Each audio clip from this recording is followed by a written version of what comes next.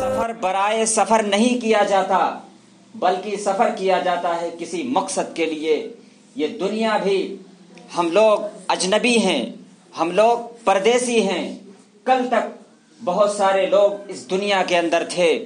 ہمارے اور آپ سے پہلے وہ لوگ یہ کہا کرتے تھے کہ یہ باغات ہمارے ہیں، یہ کھیتیاں ہماری ہیں، یہ زمین ہماری ہے، یہ جانور ہمارے ہیں، یہ گھر ہمارا ہے۔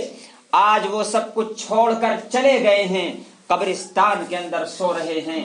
اسی طرح ہم بھی یہ سوچ رہے ہیں یہ باغات ہمارا ہے اور یہ کھیتیاں ہماری ہیں، یہ درخت ہمارے ہیں، یہ گھر ہمارے ہیں۔ آج ہم یہ سوچ رہے ہیں ایک دن ہم بھی چلے جائیں گے اس قبرستان کے اندر جہاں ہر انسان کو جانا ہے۔ کوئی انسان بچ نہیں سکتا۔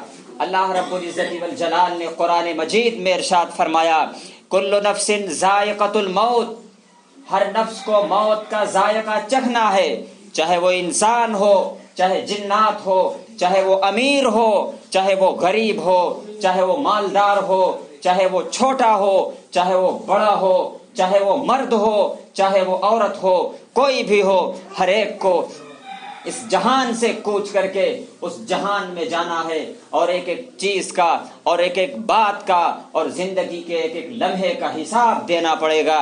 تو پھر اسی لیے ہمیں مقصد قبر کو رکھنا چاہیے، مقصد آخرت کو رکھنا چاہیے۔ کسی شاعر نے کہا ہے، دنیا کے اے مسافر منزل تیری قبر ہے، دنیا کے اے مسافر منزل تیری قبر ہے، طے کر رہا ہے جو تو بس 2 دن کا یہ سفر ہے۔